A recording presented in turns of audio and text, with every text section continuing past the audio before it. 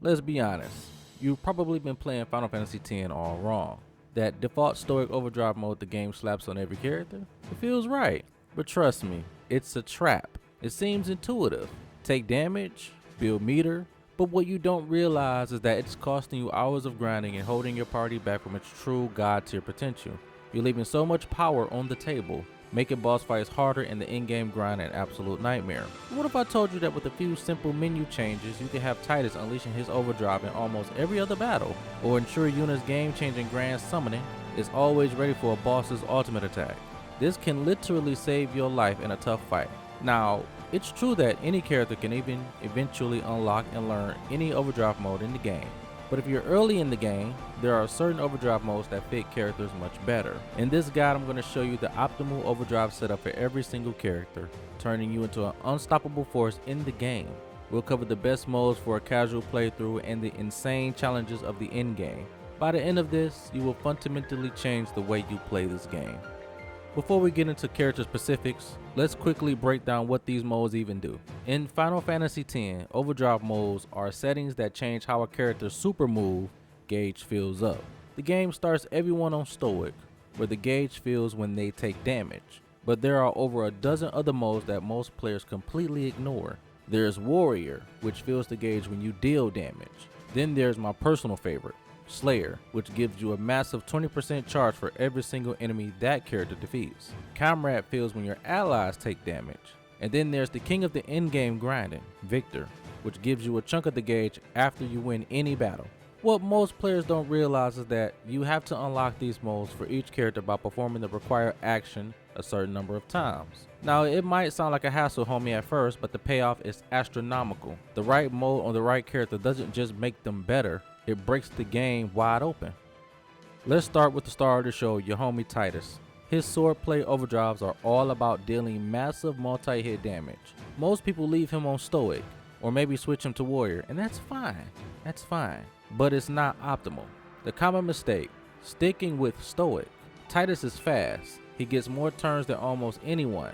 Relying on him to get hit is inefficient and goes completely against his core design as a speedy attacker. The optimal setup for 90% of your playthrough, the secret is Slayer. Think about it, homie. In random encounters, Tidus is often one-shotting weaker fiends. With Slayer equipped, every kill grants him a huge 20% chunk of his overdrive gauge. In areas with groups of 3 or 4 enemies, you can fill his entire gauge in a single battle. This lets you create a loop of using an overdrive like Energy Rain, which then helps you get kills to charge for the next one. With some dedicated grinding on the SS Licky Boat, you can even unlock his ultimate overdrive, Bliss A, shockingly early in the game. For major bosses and in-game super bosses, that's when you switch. Against one single high HP target, Slayer is useless, obviously.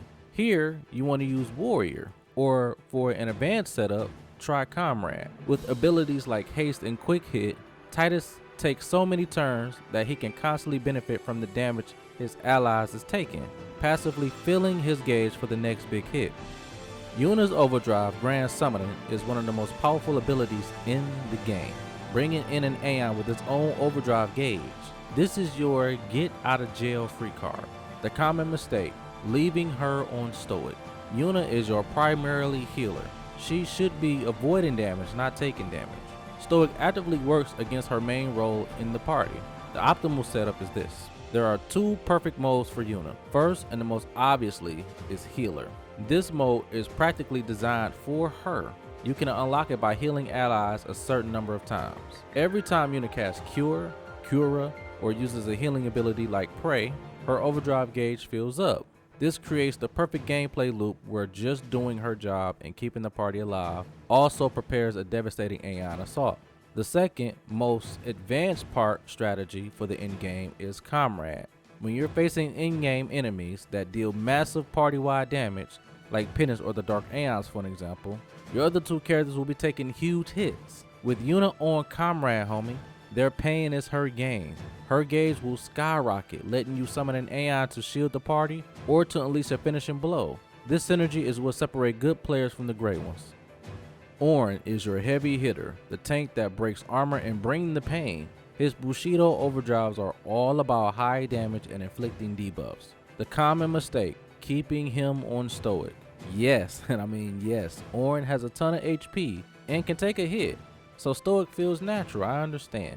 But you're using Auron to deal damage, not just to absorb it. Stoic is a passive, reactive mode for a character who should be played aggressively. The optimal setup is this. Just like Tidus, Auron's best friend for the most of the game is Slayer. His high strength means he's going to be landing killing blows constantly. With his piercing weapon attribute, he can take down armored fiends that others can't. Every kill feeds his Bushido gauge. This allows him to have Dragon Fang ready to decimate enemy groups or Shooting Star to eject a particular nasty foe from the battle. Now, for long boss fights with no minions to slay, Warrior is the reliable choice. Every attack that builds his gauge, ensuring he can contribute a powerful Bushido when you need it the most. And in the end game, especially for Monster Arena grinding, Victor is a fantastic choice, helping to fill his gauge after every win against a tough opponent. Alright, if this guide has already blown your mind and you're rethinking your entire Final Fantasy X strategy, do a brother a favor and smash that like button. It really helps the channel out. And if you want more deep dives into your favorite RPGs, make sure you subscribe to the channel so you don't miss out. And let's get back to what's going on with your boy Wakka. Wakka is often underestimated, but his attack wheel Overdrive is without a doubt the highest potential damage dealer in the game. As a matter of fact, no, it is the best damage dealing in the game. Now, getting that gauge filled consistently is the key to his power. The common mistake, ignoring him and just leaving him on stoic. Wakka is essential for flying enemies, but many players sideline him later on. With stoic, his overdrive will barely see the light of day. Now, the optimal setup, during a normal playthrough, Slayer is fantastic for Wakka. But the real secret is this, homie. The strategy pros for the farm and endgame bosses like the Earth Eater is Loner. Here's the setup. Start the battle and have your other two party members escape. When the character is alone, Loner mode fills the overdrive gauge with every single turn that you take, filling it completely in just a handful of rounds. Now, this lets you charge up attack reels. Your other party members return and then unleash a 12-hit 99,999 damage per hit monster of an attack. It's the most efficient way to grind some of the toughest challenges in the game. For general Monster Arena grinding, there is also a top tier choice. Lulu's Fury Overdrive lets her chain cast MP free black magic, which is obviously vital in the early game to mid game. The common mistake, Warrior. It seems logical, you know what I'm saying? She deals damage with magic, but her casting animation is slow and the gauge feels pretty sluggishly with this mode. It's just not efficient. The optimal setup is this. Lulu's low HP and defense are actually a hidden advantage. For this reason, Stoic or Comrade is surprisingly effective on her. She's likely to take big damage for any attack that targets her, which means a single attack can fill a large portion of her gauge in Stoic mode. In Comrade mode, she benefits from the frontline fighters taking hits, charging her magic from the safety of the back row. However, for clearing out waves of enemies weak to elemental magic, Slayer is once again a powerhouse. Have her finish off fiends to get that 20% charge for every time you kill an enemy, allowing you to chain her Fury Overdrive from one battle to the next. Kimahri is the ultimate wild card, bro. His Ronzo Rage Overdrive is a grab bag of enemy skills you've learned, making him the most versatile character in the game. The common mistake, just not using him. Now, many players don't know where to send him on the sphere grid or what to do with his overdrives, so they just leave him on stoic and he just falls behind. Now, the optimal setup, because Kimahri's role is so flexible, his best overdrive mode depends entirely on how you've built him up.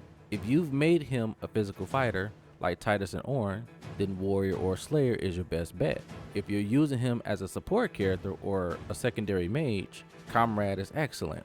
He can use skills like Mighty Guard and build his gauge from a party-wide damage while staying on the defensive. Ultimately, Kimahri is a reflection of your strategy, homie. His best mode is the one that best supports the role you've chosen for him. But Comrade is often the safest and the most consistently useful choice. Finally, we have Rikku, whose mixed overdrive is arguably the most broken ability in all of Final Fantasy. I mean, in Final Fantasy X, there's no debate. Rikku's overdrive is the best in the game, point blank period. Abilities like Trio of 9,999 and Hyper Mighty G can completely trivialize the game's hardest challenges. Now, the common mistake. Any mode other than Comrade, seriously. There is one correct answer here, and deviating from it, it is very critical in your era.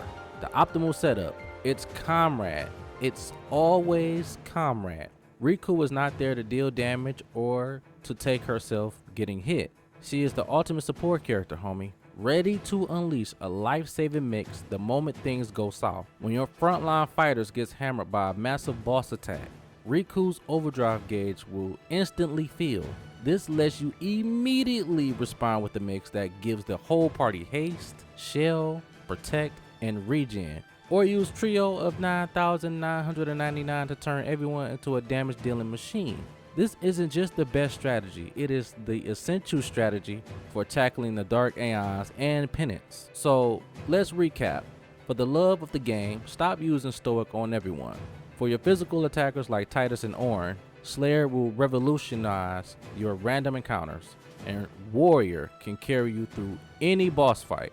Give Yuna the healer mode and let her build grand summoning just by doing her job. For the end game, put Rikku and your support characters on Comrade and let them feed off the damage you're tanking and it'll build right up. And don't forget the specialized uses of Loner for Wakka and Victor for their monster arena farming. Now, making these simple changes will save you dozens of hours in the game for mindless grinding and empower you to take on anything the game has to throw at you. You now have the blueprint for the perfect party. What are your favorite overdrive setups? Did I miss a secret combination you love to use? Let a brother know your strategies in the comment section down below. Thanks for watching, and don't forget to subscribe to the channel, homie. Now go show those fiends what a truly optimized party look like. This is Retro in the Retro Era, homie. Catch you guys later. Peace out.